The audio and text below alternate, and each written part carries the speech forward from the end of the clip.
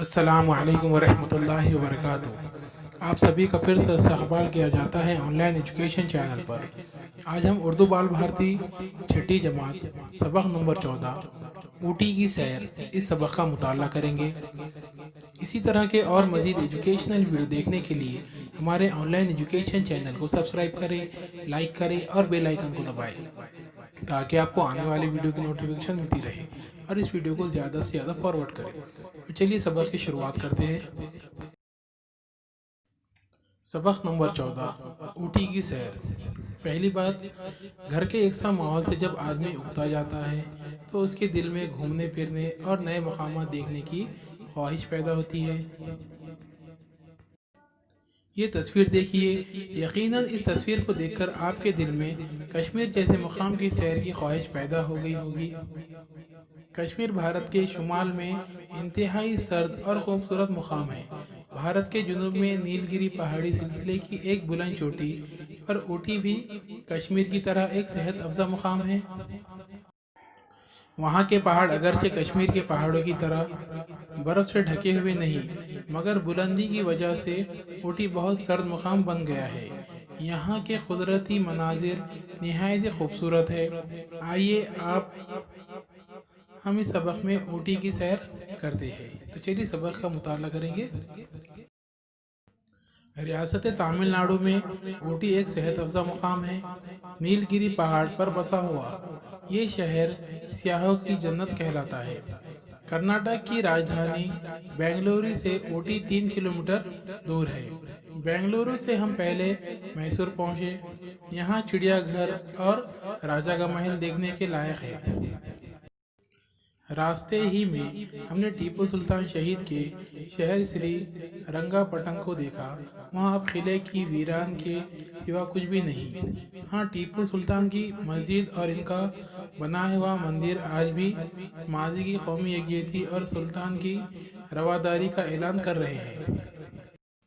ہم نے ان کے مقبرے کی بھی زیارت کی، جہاں ٹیپو سلطان کے ساتھ ان کی والدہ اور والد حیدر علی کی قبریں ہیں۔ دنیا کا مشہور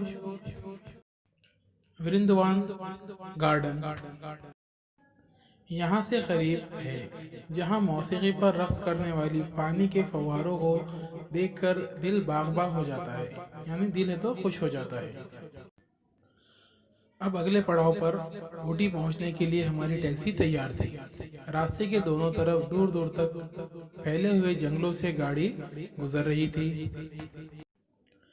اللہ تیری قدرت، جدھر دیکھو زمین سبز لباس زیب تن کیے ہوئے سحر انگیز سما پیش کر رہی تھی۔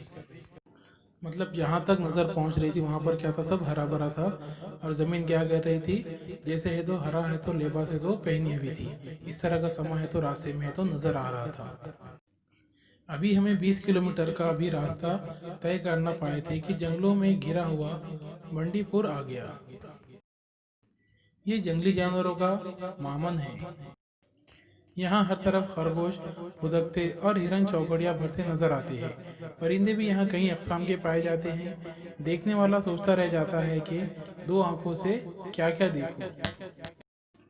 پہاڑ پر چڑھتے ہوئے ٹیکسی کی رفتار کم ہوئی تو ہم نے سامنے کے شیشے سے باہر دیکھا۔ راستے لہراتے بلکھاتے سانپ کی طرح دکھائی دے رہا تھا۔ یہ پرپیچ راستہ نیل گری پہاڑ کی انتہائی چوٹی پر بسے مقام اوٹی پہنچنے کے لیے تعمیر کیا گیا ہے۔ پرپیچ یعنی گھماؤدار راستہ۔ اس راستے پر دوسری جانب سے آنے والی سواری کو دیکھ کر محسوس ہوتا ہے گویا ہماری ٹیکسی سے آگے نکل کر اوٹی جا رہی ہو۔ چکردار راستہ ہمارے دل میں خوف پیدا کر رہا تھا، مگر باہر کے دلکش نظارے اس خوف کو زائل بھی کر رہے تھے۔ اوٹی سے قریب ایک جگہ ہموار راستہ آیا تو ایک پل کے پاس ڈرائیور نے ناشتے کے لیے گاڑی روک دی۔ اس پل کے نیچے سے بہنے والی ندی پہاڑی چٹانوں سے پھسلتی ہوئی آبشار بن کر آہستہ آہستہ نیچے گرتی نظر آتی ہے۔ اس آبشار کے پانی میں گھن گرج اور شور نہیں تھا، مگر چٹانوں سے پانی کا پھسلنا آنکھوں کو ٹھنڈک پہنچا رہا تھا۔ دن کے 2:30-3 بجے ہم اوٹی پہنچ گئے۔ ایک ہوٹل میں کمرہ کرائے پر لیا اور کھانے سے فارغ ہو کر لیٹ گئے۔ خنخواہ سے آنکھ جو لگی تو بے خبر سو گئے۔ جب آنکھ کھلی سورج غروب ہونے کے قریب تھا۔ جلدی جلدی تیار ہو کر ڈوبتے سورج کا منظر دیکھنے کے لیے ہم پہاڑ کی چوٹی پر پہنچے۔ سورج زمین کی گود میں چھپا جا رہا تھا۔ واپس لوٹے تو شام کا دہنر لکا رات کے اندھیرے میں گم ہو رہا تھا، یعنی شام کے اندھیرے میں، مگر اوٹی کی سڑکیں اور چوراہے روشنی میں نہا رہے تھے۔ ٹھنڈے موسم کی وجہ سے ہم نے رات کا کھانا کمرے ہی میں منگوا لیا۔ کھانا کھانے کے بعد دیر رات تک گپ شپ کرتے رہے۔ صبح آنکھ کھلی تو ہوٹل میں بڑی گہما گہمی کا عالم تھا۔ ہر شخص جلدی سے جلدی ہوٹل سے نکل کر سن رائز پوائنٹ پر پہنچنا چاہتا تھا۔ گہما گہمی یعنی بھاگ دوڑ، جلدی جلدی کام کرنا۔ اس پوائنٹ پہ پہنچنے کے لیے لوگ کیا کر رہے تھے، مطلب ہے تو اپنے کام کو جلدی جلدی تو انجام دے رہے تھے۔ لوگوں کے ساتھ ہم بھی نکل پڑے۔ بچوں کا اشتیاق کچھ زیادہ ہی تھا۔ سردی میں ٹھٹرتے ہوئے وہ ہمارے ساتھ طلوع ہوتے سورج کا منظر دیکھنے کے لیے آ گئے۔ شفق کی لالی دھیرے دھیرے زرد ہونے لگی۔ اشتیاق یعنی شوق۔ اور زمین کی اوٹ سے نکلتے سورج نے اپنا چہرہ دکھایا۔ پرندوں کا چہکار اور ٹھنڈی ٹھنڈی ہوا کی سرسراہٹ میں یہ منظر دل کو مو لینے والا تھا، یعنی دل کو ہے تو چھو لینے والا تھا۔ سورج نکلنے کا نظارہ کرنے کے بعد ہم اوٹی کا مشہور گورنمنٹ بوٹانیکل گارڈن دیکھنے کے لیے چل پڑے۔ باغ کے سرر دروازے ہی سے خوشنما سبزہ زار نظر آیا، جہاں روش روش پر رنگینیاں بکھیرتی پھولوں کی قطاریں فضا کو معطر کر رہی تھی، یعنی فضا میں ہے تو خوشبو پھیلا رہی تھی۔ ہر طرف پھول ہی پھول نظر آ رہے تھے۔ نہ جانے کیسے کیسے رنگوں کا حسن ان پھولوں میں بکھرا ہوا تھا۔ یہاں سبزہ زار پر چلنے پھرنے کی ممانعت ہے، مگر موقع پاتے ہی ہمارے بچے کہیں کہیں ہریالی پر دوڑ لگا ہی لیتے تھے۔ اس گلشن کی سیر کے بعد ہم ٹیکسی کے ذریعے ڈوڈا بیٹا پہنچے۔ یہ نیل گری کی سب سے اونچی چوٹی ہے۔ یہاں سے اوٹی اور اطراف کی بستیوں کے اونچے اونچے مکانات بچوں کے کھلونوں کی مانند دکھائی دیتے ہیں۔ پہاڑ کی بلندی اور کھائی کی گہرائی کے خوف کو ہم نے وہاں مزیدار چائے پی کر دور کیا۔ ہری ہری پتیوں سے بنائی ہوئی یہ چائے ڈوڈا بٹا کا مشہور مشروب ہے۔ مشروب یعنی پینے کی چیز۔ چوٹی سے اترتے وقت ایک جگہ ٹیکسی روک کر کچھ لوگ نے اسی چائے سے ہماری ضیافت کی۔ سیاحوں کی مفت چائے پلا کر یہ لوگ بڑے خوش ہوتے ہیں۔ ہمارے بچے اب جھیل کی سیر کے لیے بے چین دکھائی دے رہے تھے، اس لیے ٹیکسی کا رخ ہمیں جھیل کی طرف کرنا پڑا۔ پہاڑ کی بلندی پر یہ جھیل انسانی کاریگری کا عجیب نمونہ ہے۔ جھیل کی سیر کرنے کے لیے اسٹیمر بانی کشتیاں اور چپو سے چلنے والی کشتیاں وہاں بآسانی دستیاب ہے۔ ہم نے کشتی کرائے پر لی اور مزہ لے لے کر جھیل کی سیر کرتے رہے۔ کشتی ہی میں بچوں نے پہاڑی ریل گاڑی میں بیٹھنے کا منصوبہ بنا لیا۔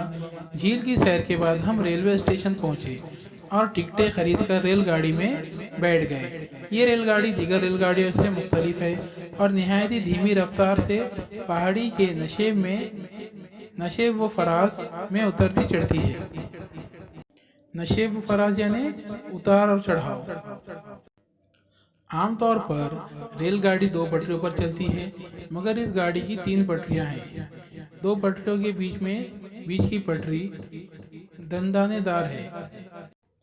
धनदानेदार यानी खांचे वाली, और हर डब्बे के नीचे इस पर चलने वाला पहिया भी धनदानेदार लगाया गया है। जब ये ढलान पर उतरती है या बुलंदी पर चढ़ती है तो ये पहिए बीच की पटरी को खांचे में फंस कर गाड़ी को फिसलने से रोकता है। ये गाड़ी जब पहाड़ियों में चक्कर काटती है तो पहाड़ी के दामन में फैले हुए कुदरती मनाजिर बड़े हसीन दिखाई देते हैं। डब्बे में बैठे बैठे हमें नीलगिरी पहाड़ में आबाद टोडा कौम की झोपड़ियाँ भी नजर आई। हिंदुस्तान के कदीम तरीन द्रावड़ कौम में इन लोगों का शुमार होता है। साइंस की तरक्की के ज़माने में भी इन्होंने अपनी कबायली तर्ज माशरत को नहीं छोड़ा। काश्तकारी और गल्लाबानी के पेशे में मस्त ये लोग दुनिया की रंगीनियों से बेपरवाह है। ऊटी की सैर तकरीबन ख़त्म हुई तो हम वापसी के सफ़र की तैयारी करने के लिए होटल लौट आए। सियाहों की तरह हमने भी यहाँ दुमदार सेब और ऊटी की मशहूर नीलगिरी के तेल की चंद शीशियाँ खरीद ली। 1:30 बजे वापसी का सफ़र शुरू हुआ। रास्ते में भारत का मशहूर फिल्मी सनती मरकज़ देखा। फिल्मों में दिखाई जाने वाले अनगिनत मनाजिर यहाँ के मैदानों, जंगलों और पहाड़ों में फैले हुए हैं।